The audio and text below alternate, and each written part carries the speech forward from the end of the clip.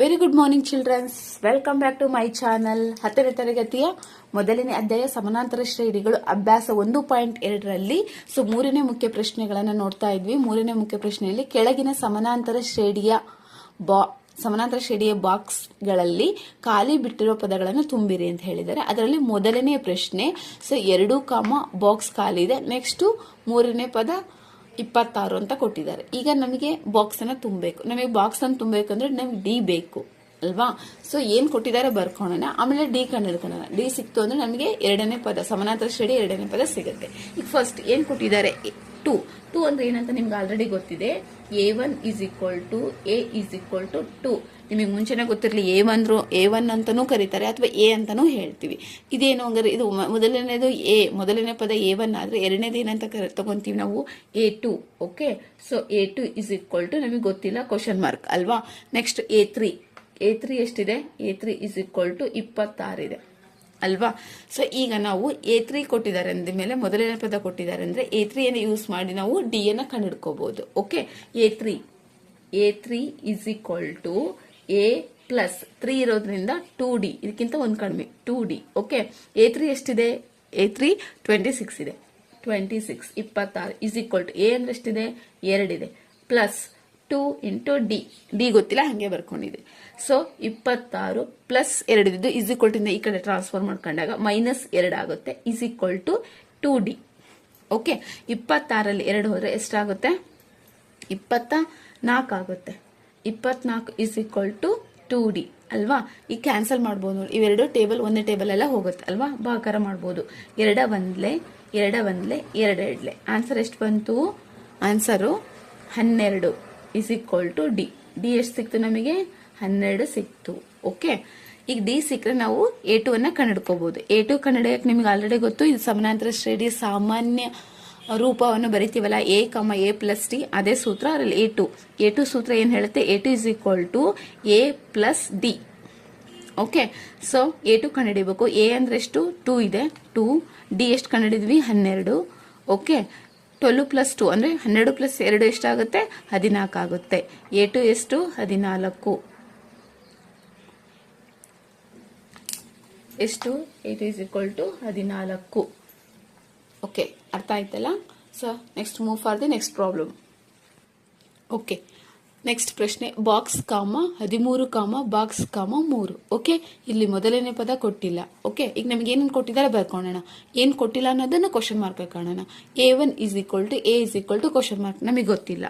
A2 ಕೊಟ್ಟಿದ್ದಾರಾ, ಕೊಟ್ಟಿದ್ದಾರೆ. A2 is equal to 13 ಕೊಟ್ಟಿದ್ದಾರೆ. A3 ಕೊಟ್ಟಿದ್ದಾರಾ, ಇಲ್ಲ. A3 is equal to question mark. A4 3 ಕೊಟ್ಟಿದ್ದಾರೆ, ಅಂದ್ರೆ A4 is equal to 3. Okay, ನಮಗೆ ಕೊಟ್ಟಿರೋದು ಯಾವ್ಯಾವ ಹೇಳಿ, ಇದು ಒಂದು ಕೊಟ್ಟಿದ್ದಾರೆ, ಮತ್ತೆ ಇದು ಒಂದು. ಇದನ್ನ ಹೆಂಗ್ ಬರ್ಕೊಳ್ಳೋಣ, ಸಮಾನಾಂತರ ಶ್ರೇಣಿಯ ಪ್ರಕಾರ A2 is equal to formula ಏನಂತೆ, A ಪ್ಲಸ್ ಡಿ ಅಲ್ವಾ. A ಪ್ಲಸ್ ಡಿ ಅಂದ್ರೆ A2 ಅಂದ್ರೆ ಎಷ್ಟಿದೆ, 13 is equal to A plus D. Okay, ಇದಕ್ಕೆ ಸಮೀಕರಣ 1 ಅಂತ ಕೊಡೋಣ. ಇದಕ್ಕೆ ಏನಂತ ಕೊಡೋಣ, ಸಮೀಕರಣ 1 ಅಂತ ಬರ್ಕೊಳ್ಳೋಣ. ನೆಕ್ಸ್ಟ್ ಅದೇ ತರ ಇದನ್ನ ಬರ್ಕೊಳ್ಳೋಣ. ಓಕೆ, ಏನಂತ ಬರ್ಕೊಳ್ಳೋಣ, A4 is equal to A plus 3D ಅಲ್ವಾ. A4 ಅಂದ್ರೆ ಎಷ್ಟಿದೆ, 3 is equal to A plus 3D. ಇದಕ್ಕೆ ಸಮೀಕರಣ ಅಥವಾ ಈಕ್ವೇಶನ್ 2 ಅಂತ ಹೇಳಿ ತಗೋಣ. ಓಕೆ, ಈಕ್ವೇಶನ್ 1 ಮತ್ತು 2 ಕಳೆದಾಗ, ಈಕ್ವೇಶನ್ 1ರಿಂದ 2 ಕಳೆದಾಗ ಫ್ರಮ್ ಅಂತ ಹೇಳಿ ಬರಿತೀವಿ. ಫ್ರಮ್ ಈಕ್ವೇಶನ್ 1 and 2 ಅಂತ ಹೇಳಿ ಬರ್ಕೊಬಹುದು. ಅಥವಾ ಸಮೀಕರಣ, ಕನ್ನಡದ ಬರ್ಕೊಳ್ಳೋದಾದ್ರೆ ಸಮೀಕರಣ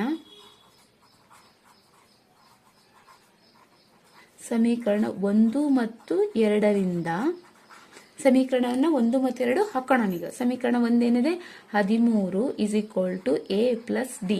ಇದು ಸಮೀಕರಣ 1 ಅಲ್ವಾ. ಸಮೀಕರಣ 2 ಏನಿದೆ, 3 is equal to A plus 3D. Okay, ಇದು ಸಮೀಕರಣ 2. ಇದಾಗಿ ಮೇಲೆ ನಾವು ಚಿಹ್ನೆಗಳ ಬದಲಾವಣೆ ಮಾಡಬೇಕು. ಇಲ್ಲಿ ಮೈನಸ್ಸು, ಇಲ್ಲಿ ಮೈನಸ್ಸು, ಇಲ್ಲಿ ಮೈನಸ್ಸು ಅಲ್ವಾ. ಈಗ ನಾವೇನ್ ಮಾಡೋಣ, ಇಲ್ಲಿ ಪ್ಲಸ್ ಇದೆ, ಏನಿಲ್ಲ ಅಂದ್ರೆ ಇಲ್ಲಿ ಮೈನಸ್ ಇದೆ. ಪ್ಲಸ್ ಮೈನಸ್ಗೆ A ಕ್ಯಾನ್ಸಲ್ ಆಗುತ್ತೆ ಅಲ್ವಾ.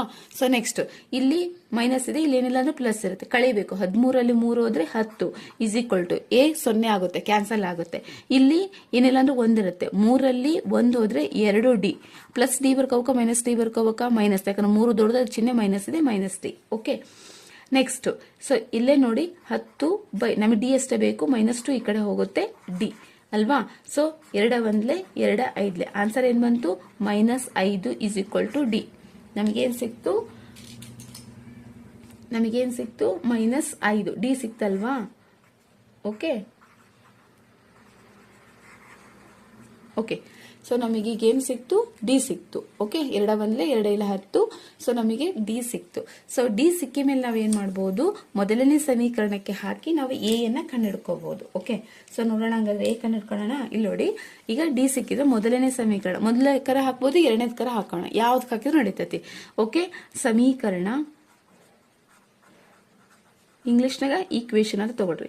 ಸಮೀಕರಣ 2 ಅಂದ್ರೆ ಅದು 3 is equal to A plus 3d. ನೀವು ಇದನ್ನಾರ ತಗೋಬಹುದು, ಮೇಲಿಂದಾರ ತಗೋಬಹುದು. Okay, 3 is equal to A ಗೊತ್ತಿಲ್ಲ ಕಂಡುಹಿಡಿಬೇಕು, ಪ್ಲಸ್ 3 ಇಂಟು ಡಿ ಅಂದ್ರೆ -5. Okay, next 3 is equal to A plus ಇದನ್ನೇನ್ ಮಾಡಬೇಕು, ಬ್ರಾಕೆಟ್ ಹಾಕೋಬೇಕು, ಗುಣಿಸ್ರಿ 3 5 15, ಇಲ್ಲಿ ಏನೆಲ್ಲ ಪ್ಲಸ್ ಇರುತ್ತೆ, plus into minus minus, 3 is equal to plus into minus -15.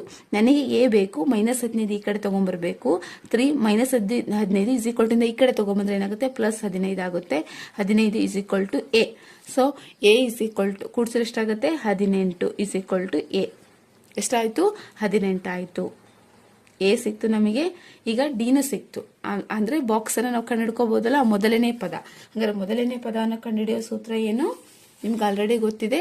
So ಮೊದಲನೇ ಪದ ಯಾವುದು, ಎ ಇಸ್ ಈಕ್ವಲ್ ಟು ಅಥವಾ A1 ಇಸ್ ಈಕ್ವಲ್ ಟು ಏನು, ಎ ಅಂದ್ರಷ್ಟಿದೆ 18, ನೇರವಾಗಿ ಬರ್ತೀವಿ. ಓಕೆ, ಸೊ ನೆಕ್ಸ್ಟ್ ಮೂರನೇ ಪದ ಅಂದ್ರೆ A3 is equal to A plus 2d ಅಲ್ವಾ. ಸೊ ಎ ಅಂದ್ರೆ 18 ಪ್ಲಸ್ 2 ಇಂಟು ಡಿ. ಡಿ ಅಂದ್ರೆ ಎಷ್ಟು ಕಂಡು ಹಿಡ್ಕೊಂಡಿವಿ, -5.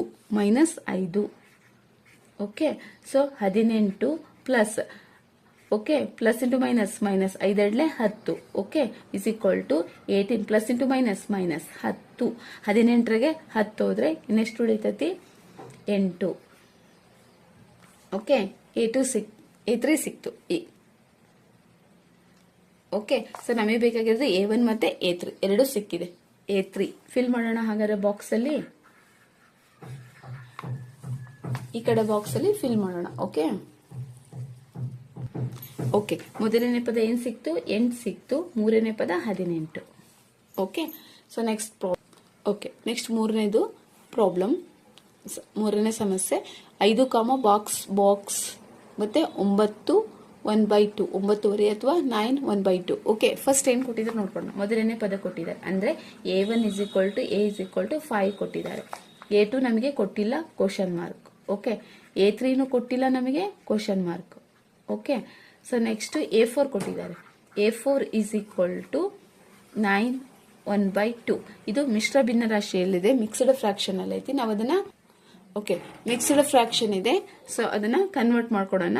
ಸೊ 2 9 9 ಅಥವಾ 2 9 18, 18 1 19, 19/2. ಓಕೆನಾ. ಈಗ ನಾವು ಓಕೆ ಬರ್ಕೊಂಡ್ವಿ. ಈಗ ನಾವು ಮೊದಲನೇ ಪದ ಇದೆ, ನಮಗೆ ಇದನ್ನ ಯೂಸ್ ಮಾಡಿ, ನಾಲ್ಕನೇ ಪದವನ್ನು ಯೂಸ್ ಮಾಡಿ ನಾವು ಡಿ ಅನ್ನ ಕಂಡುಹಿಡಿಬಹುದು. ಓಕೆ, ನಾಲ್ಕನೇ ಪದ ಕೊಟ್ಟಿದ್ರೆ ಮೊದಲನೇ ಪದನೂ ಇದೆ.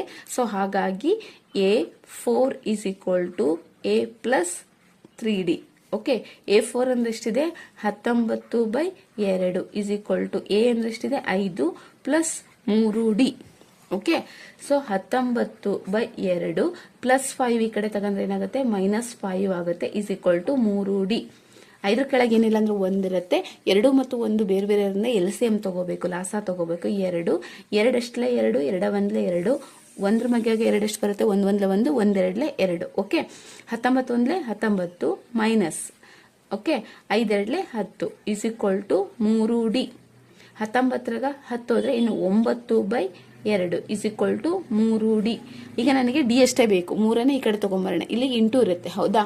ಇಂಟು ಇಸ್ ಈಕ್ವಲ್ ಟು ಈ ಕಡೆ ಬಂದ್ರೆ ಏನಾಗುತ್ತೆ, ಡಿವೈಡೆಡ್ ಬೈ ಆಗುತ್ತೆ. 9/2 ಡಿವೈಡೆಡ್ ಬೈ 1/3 ಆಗುತ್ತೆ. 1/3 ಅಂತನಾದ್ರೂ ಬರ್ಕೋಬಹುದು, ಇಲ್ಲಿ 8 ಅಂತ ಹಾಕೊಂಡಾದ್ರೂ ಬರೀಬಹುದು. ಈಗ 3 1 3 3 is equal to D. Okay, ನಮಗೆ ಡಿ ಎಷ್ಟು ಬಂತು? 3/ಡಿ ಎಷ್ಟು ಬಂತು ನಮಗೆ? 3/2. ನಮಗೆ ಡಿ ಸಿಕ್ತಲ್ವಾ? ಸೊ ಈ ಡಿ ಸಿಕ್ಕರೆ ನಾವು A2 ಕಂಡುಹಿಡ್ಕೋಬಹುದು. A2 is equal to A plus D. A ಅಂದರೆ +5, ಎ ಅಂದರೆ +5 ಪ್ಲಸ್ ಡಿ ಅಂದರೆ 3/2. ಓಕೆ, ಇಲ್ಲಿ ಏನಿಲ್ಲ ಅಂದ್ರೆ ಕೆಳಗೆ 1 ಇರುತ್ತೆ, ಇಲ್ಲಿ 1 2 ಇದ್ರೆ ಅದು ಛೇದಗಳು ಬೇರೆ ಬೇರೆ ಇದ್ದಾಗ LCM ತಗೋಬೇಕು, ಲಾಸ ತಗೋಬೇಕು 2. ಓಕೆ, 1 2 2, 2 1 2. ಓಕೆ, 1 ಮಗೆ 2 ಎಷ್ಟಲೇ ಬರ್ತೈತಿ? 1 1 1, 1 2 ಬರುತ್ತೆ. 2 ಮಗೆ 2 1 2 ಬರುತ್ತೆ. ಸೊ ಹಾಗಾಗಿ 5 2 ಮಲ್ಟಿಪ್ಲಿಕೇಶನ್ ಮಾಡಿದ್ರೆ 5 2 10 ಪ್ಲಸ್ 3 1 3 ಎಷ್ಟಾಗುತ್ತೆ? 10 3 ಕೂಡಿಸಿದ್ರೆ 13/2. ಇದನ್ನ ಮಿಶ್ರ ಭಿನ್ನರಾಶಿಯಲ್ಲಿ ಮಿಕ್ಸ್ಡ್ ಫ್ರಾಕ್ಷನ್ ಅಲ್ಲಿ ಕೂಡ ಇಡಬಹುದು. ಸೊ ನೋಡ್ರಿ, 2 1 2 ಎಷ್ಟಲೇ 13 ಹತ್ರ ಇರೋದೆಷ್ಟು? 2 6 12, 2 6 12, 2 6 12. ಇನ್ನೆಷ್ಟು ಉಳಿತೈತಿ? 1 ಉಳಿತೈತಿ ಅಲ್ವಾ? ಆನ್ಸರ್ ಏನು ಬಂತು? 6 1/2. A2 ಸಿಕ್ತು. ಈ ಪಟ A3 ಕಂಡಿಡೋಣ. Okay, A3. Okay, A3 is equal to A plus 2D. Okay, A ಅಂದರೆ 5 ಆಲ್ರೆಡಿ ಗೊತ್ತಿದೆ, +2 ಇಂಟು ಡಿ ಅಂದರೆ ಎಷ್ಟು ಕಂಡಿದ್ವಿ ನಿಮಗೆ? ಡಿ ಎಷ್ಟಿದೆ? 3/2. ಎಷ್ಟಿದೆ? 3/2. ಓಕೆ, 5 ಪ್ಲಸ್ 2 2 ಕ್ಯಾನ್ಸಲ್ ಆಗುತ್ತಲ್ವಾ? 2 1 2 1 ಕ್ಯಾನ್ಸಲ್ ಆಗುತ್ತೆ. ಇನ್ನೇನು ಉಳಿತೈತಿ? 3 ಉಳಿತೈತಿ.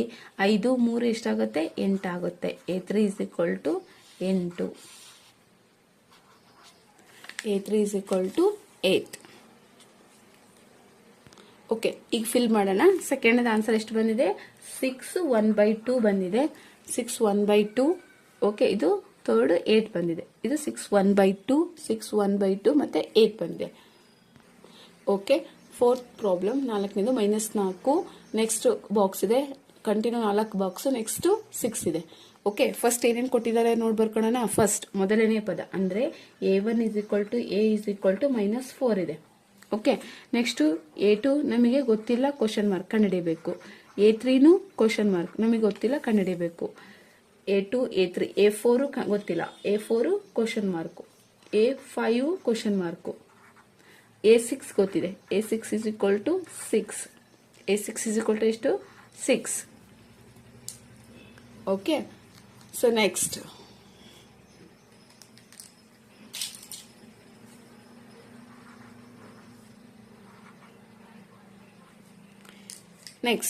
ಈಗ ನಮಗೆ ಆಲ್ರೆಡಿ ಗೊತ್ತಿದೆ.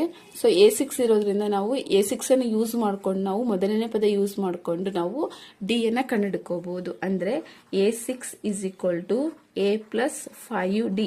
ಓಕೆ, A6 ಅಂದ್ರೆ ಎಷ್ಟಿದೆ? 6 ಇದೆ. ಇಸ್ ಈಕ್ವಲ್ ಟು A ಅಂದ್ರೆ -4 ಇದೆ, ಪ್ಲಸ್ 5D. ಓಕೆ, ನೆಕ್ಸ್ಟ್ 6 -4 ಈ ಕಡೆ ಬಂದ್ರೆ +4 ಆಗುತ್ತೆ. Is equal to 5D. Okay, 6 4 10 is equal to 5D. 5 1 5 2 10. Okay, D is equal to ಎಷ್ಟು ಬಂತು? 2 ಬಂತು. ಡಿ ಇಸ್ ಈಕ್ವಲ್ ಟು ಎಷ್ಟು ಬಂತು? 2. ಓಕೆ, ಡಿ ಮತ್ತೆ ಎ ಯೂಸ್ ಮಾಡ್ಕೊಂಡು ನಾವು next A2 A3 A4 A5 ಅನ್ನ ಕಂಡುಹಿಡ್ಕೊಳ್ಳೋಣ. Okay, next A2 is equal to A plus D.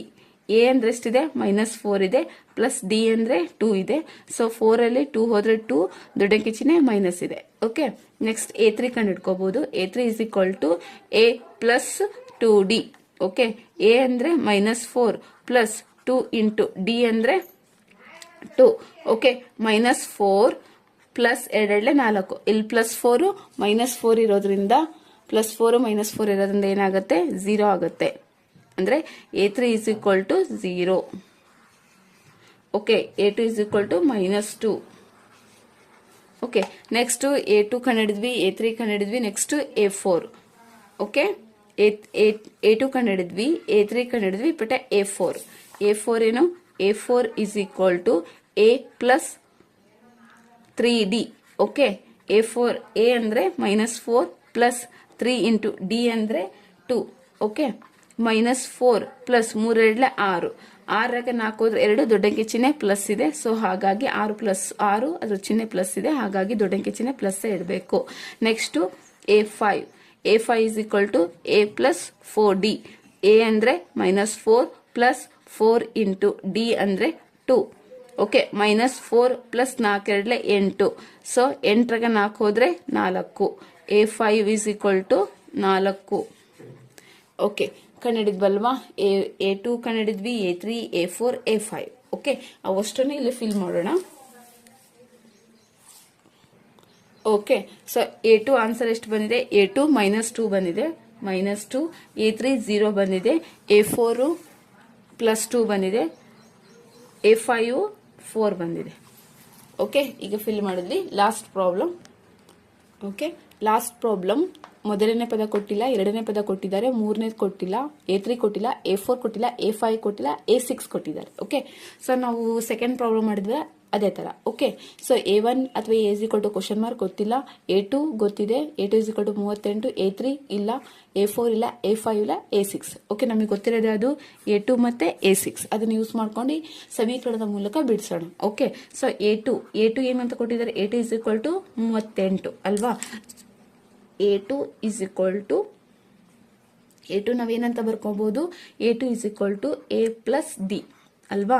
So ಹಂಗಾರೆ A2 ಅಂದ್ರೆ ಎಷ್ಟಿದೆ? 38 = A ಪ್ಲಸ್ ಡಿ. ಇದಕ್ಕೆ ಸಮೀಕರಣ 1 ಅಥವಾ ಈಕ್ವೇಶನ್ 1 ಅಂತ ತಗೊಳ್ಳೋಣ. ಓಕೆ, ನೆಕ್ಸ್ಟ್ ಇರೋದು A6 = A ಪ್ಲಸ್ 5D ಅಲ್ವಾ? ಸೊ A6 ಅಂದ್ರೆ ಎಷ್ಟು ಕೊಟ್ಟಿದ್ದಾರೆ? -22 = A ಪ್ಲಸ್ 5D. ಇದಕ್ಕೆ ಸಮೀಕರಣ 2 ಅಂತ ಕೊಡೋಣ. ಓಕೆ, ಸಮೀಕರಣ